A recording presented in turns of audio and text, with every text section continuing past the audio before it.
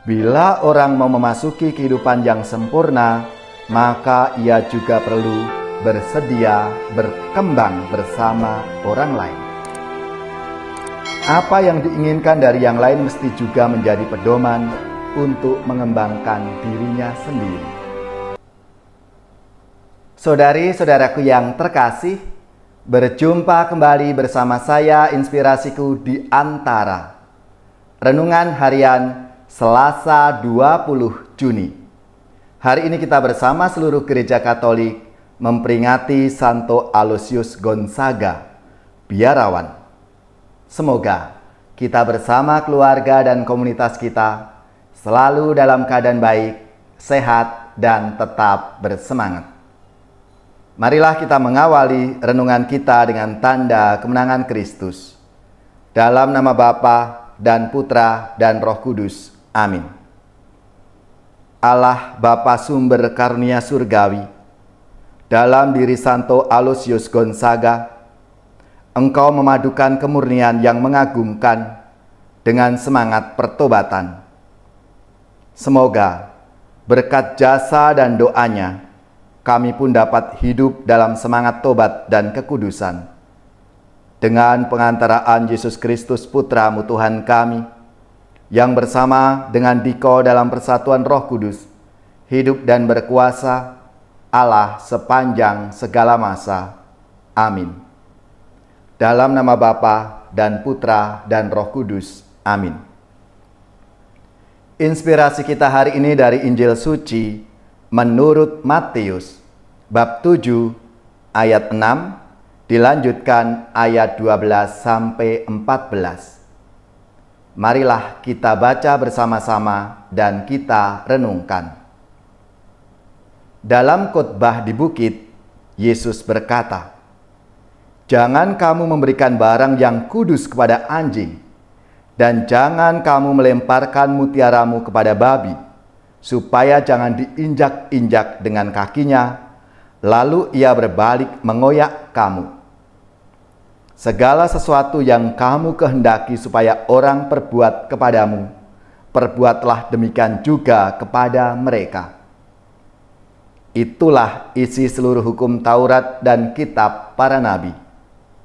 Masuklah melalui pintu yang sesak itu, karena lebarlah pintu dan luaslah jalan yang menuju kebinasaan, dan banyak orang yang masuk melaluinya, karena sesaklah pintu dan sempitlah jalan yang menuju kepada kehidupan, dan sedikit orang yang mendapatinya.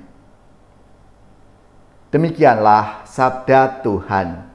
Terpujilah Kristus. Saudari-saudaraku yang terkasih, hari ini 21 Juni, Gereja Katolik memperingati Santo Aloysius Gonzaga. Selamat dan profisiat untuk gereja, paroki, lembaga-lembaga, dan saudara-saudara sekalian yang pesta nama Santo Aloysius Gonzaga. Semoga semangatnya memberi inspirasi dalam hidup dan karya pelayanan kita semua. Saudari-saudaraku yang terkasih, Aloysius Gonzaga seorang biarawan yang hidup tahun 1568 sampai 1591. Ia seorang muda yang menjaga kesuciannya sejak kecil. Pada usia 7 tahun, Gonzaga memutuskan untuk menjalani hidup religius. Dan pada usia 10 tahun, ia sudah mengikrarkan kaul kemiskinan. Salah satu yang mendorong Gonzaga mengikrarkan kaul kemiskinan adalah cara hidup yang mewarnai di lingkungan istana.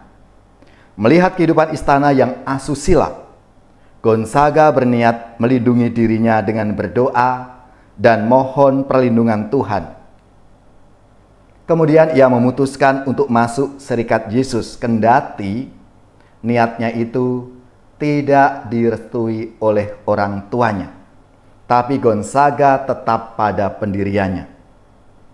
Kesalehannya dalam menghayati hidup membiara menjadi teladan bagi kawan-kawannya. Pada usia 23 tahun, ia terlibat aktif dalam pelayanan pada korban wabah pes. Dan akhirnya ia pun terserang penyakit itu dan meninggal. Saudari-saudaraku yang terkasih, sesudah merenungkan khotbah yang mendasari kehidupan para murid, penginjil mencantumkan beberapa pedoman singkat hidup beriman.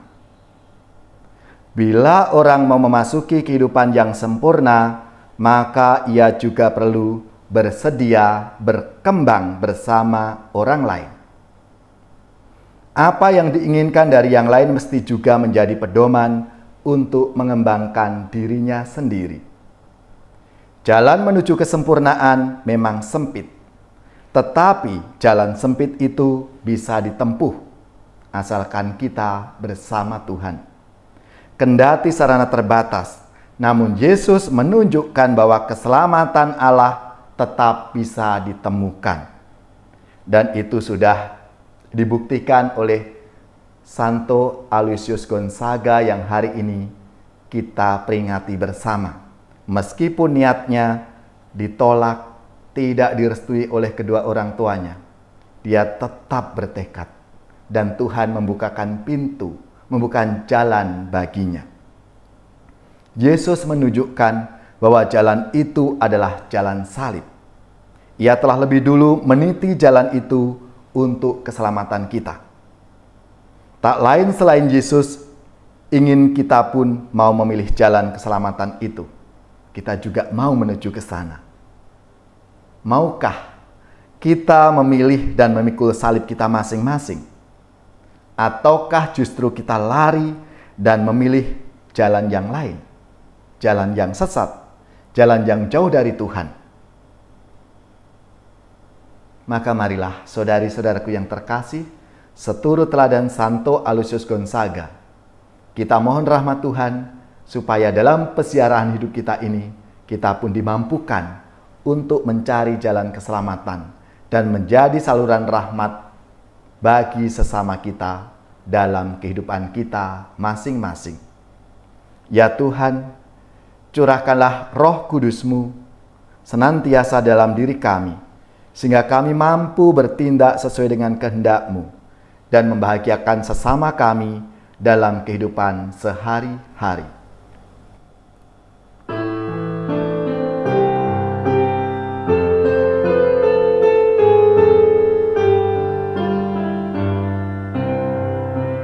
Pujilah Tuhan, hai umat beriman, mari bernyanyi dan mengucap syukur. Persembahkanlah di altar yang luhur kurban pujian. Di ufuk langit surya sudah terbit, menghalau kabut dan gelap gulita. Dilambangkannya Kristus Tuhan kita yang sudah bangkit.